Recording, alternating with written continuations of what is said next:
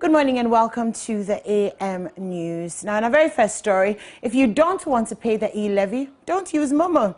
That's according to a former Deputy Trade and Industry Minister, Carlos Ahenkwa. In the view of the Tema West MP, the inclusion of the E-levy would cushion the government to facilitate its developmental projects. He argued that the protesters must seek a better appreciation of the implementation of the E-levy before protesting against it.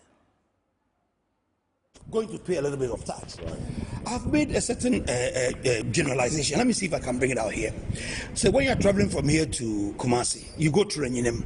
On the railway line, the people selling grass cutters and all these bush meat. Right. Even there are people, women selling snail in basket and so on. Let's say this woman selling snails sells them at 300 cedis per basket. In a month, he sells 10 of these boxes. That's 3,000 Ghana cedis. How many of us earn 3,000 Ghana cedis in our office here in Accra? But this woman doesn't pay any tax at all. Government is looking for a way for this woman to contribute something small to the kitty. At least she will send some momo to her hometown for them to pay someone for her. The guy who is selling grass cutter there will send something small to the hunter to buy bullets. Government will take 1.75% of that money. So it will give us the opportunity to make all these people pay a little bit of money. And finally, it is not a compulsory tax.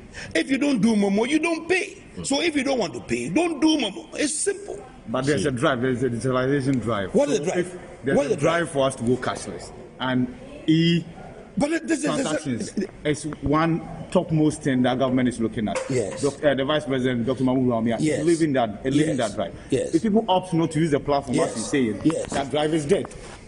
But for your information, I can tell you that this is not going to make people, lose that drive.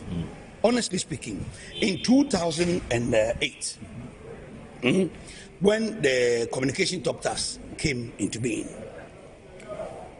the same sentiment was expressed in this house.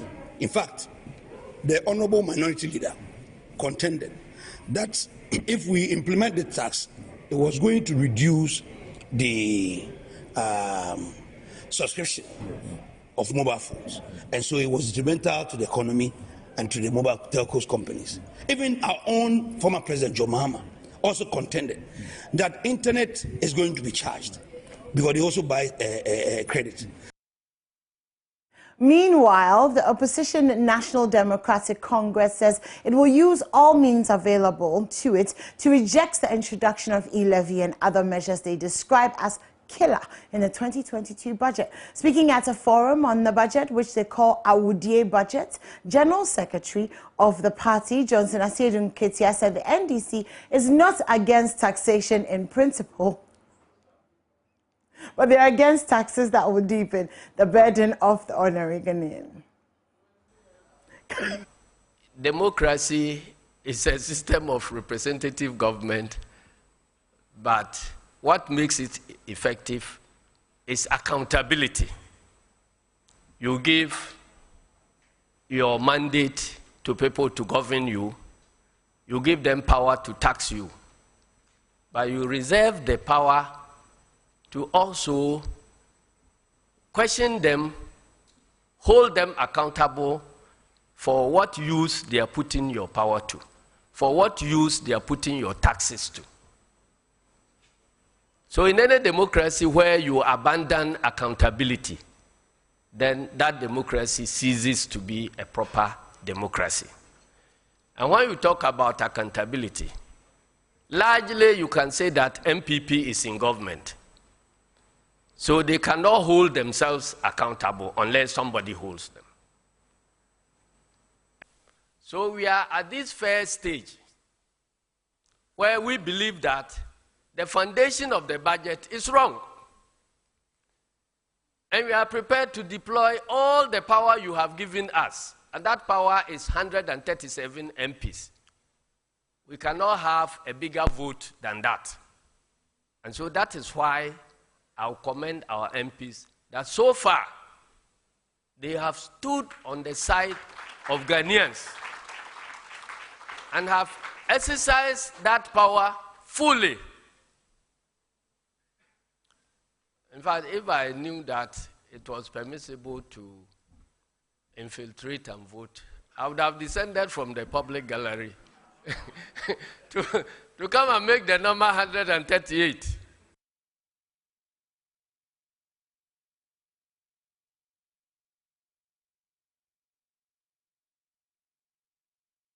Now, away from budget-related stories, Ghana's quest to reach low-carbon construction and affordable housing might never see the light of day, as a technology birthed 46 years ago is still struggling to gain attention. Love News investigation has revealed the tech block press used for molding laterite blocks has been abandoned. On Tech Thursday, Love FM's Kwesi Deborah looks at how Ghana could have taken advantage of this promising innovation.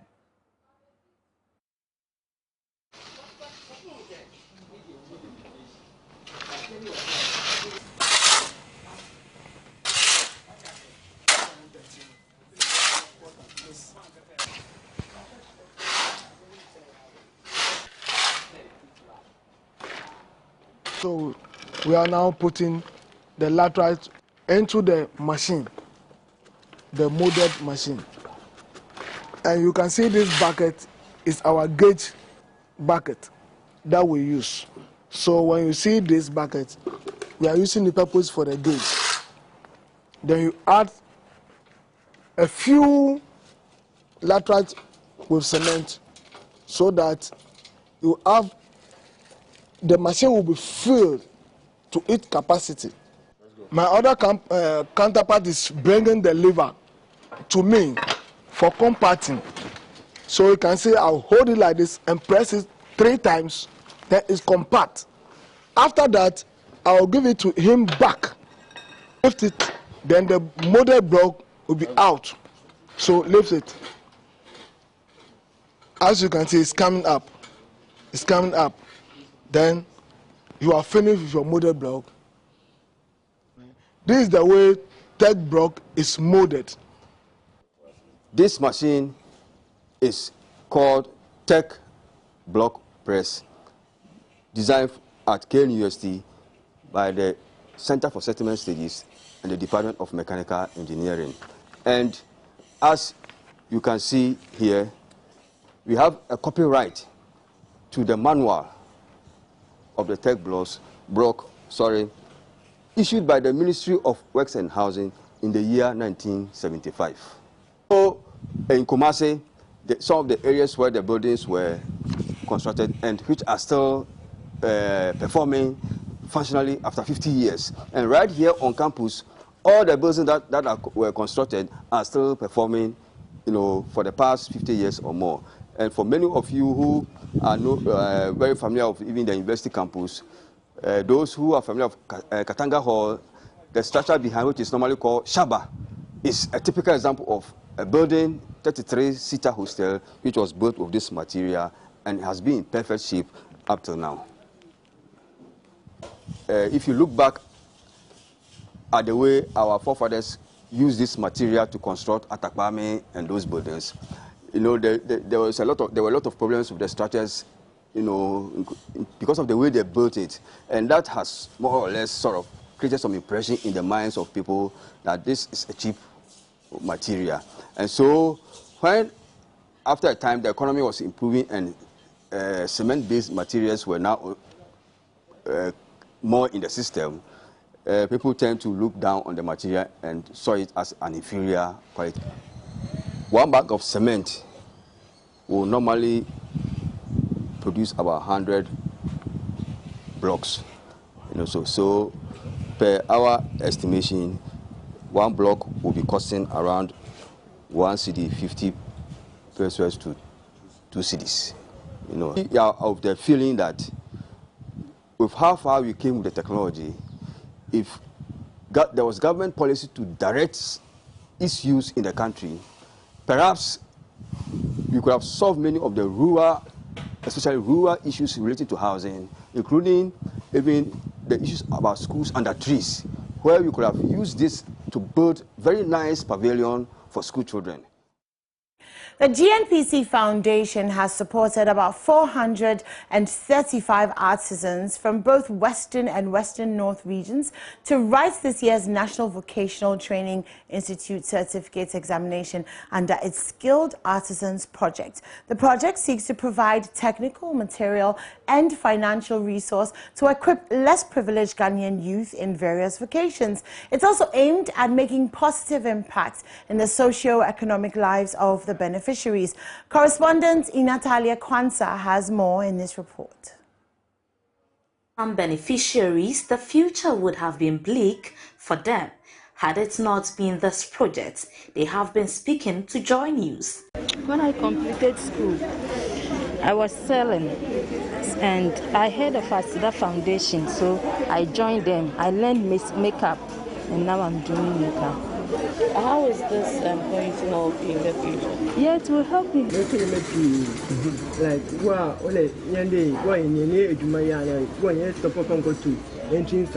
and sometimes we feel buoyant, put into some not to machines, because this year, say, yeah, I'm practicing. Yeah, that, you are born, maybe we shop and do them. Into any other opportunity and Kawala. Oh, because we need to area school, Media and Campaign Officer at the GNPC Foundation, Yao Sapon Ampoma, stressed that the GNPC Foundation was making sure that all Ghanaians benefited from the oil revenues by embarking on numerous initiatives to improve the people's living standard. The Ghana National Petroleum Corporation initiated the Skilled Artisan Project, we call the SAP, to basically support artisans across Ghana to empower them. We understand that the oil money or the revenues generated from the oil activities need to benefit Ghanaians. And one of the ways that the corporation has decided to utilize these funds is to invest in artisans across Ghana. Currently, GNPC is supporting over 2,000 artisans across Ghana. 435 of them are in the Western and Western North regions. The founder and chief executive officer of ASIDA Foundation, Dinah Ejay, who is partnering with the GNPC Foundation to implement the Skilled Artisan Project, was grateful to the foundation for the initiative.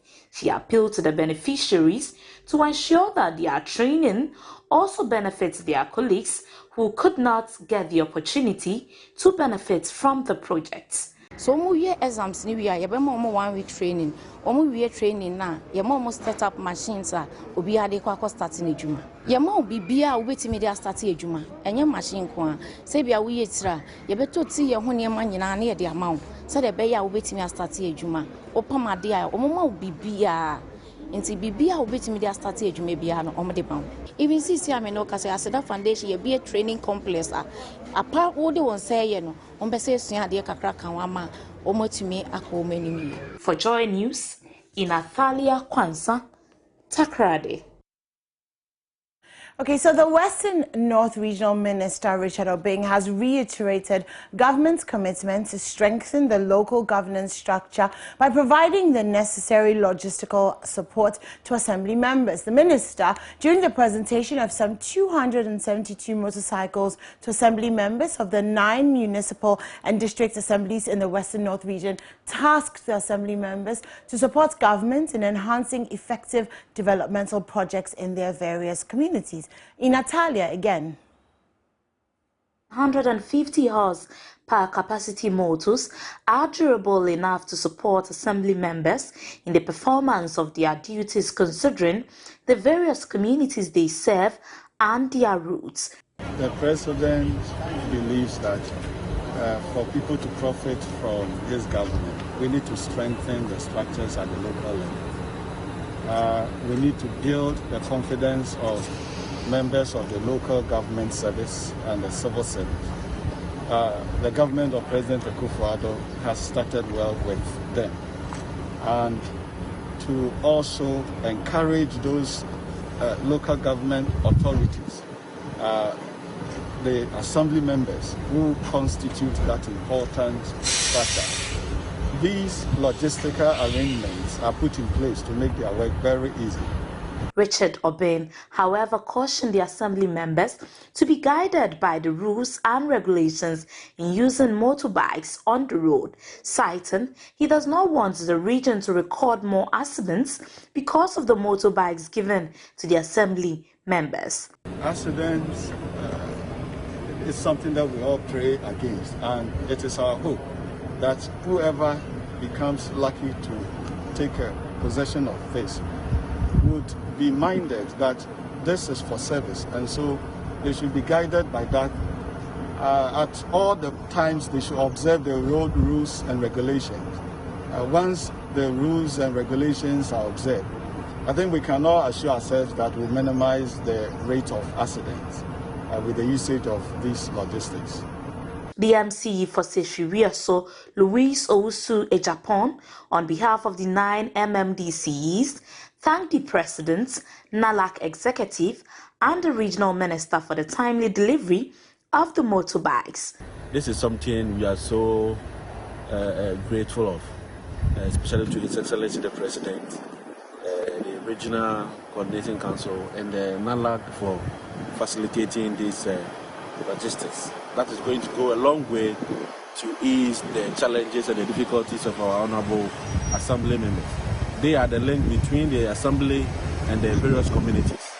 And anything that is going to ease their movement, facilitate their work and everything is something we are so proud and grateful of. So we are thankful to the Minister, we are thankful to the President for prioritizing these logistics to the assembly members. Previously, these logistics were coming at the tail end of Honorable Assembly Members' tenure. But if you look at the timing now, it's about midway their tenure. So definitely it's going to help them in their next. Well, that's it for the AM News, but the show continues. Coming up next, Elton Robe is joining me for the newspaper review. Don't go anywhere.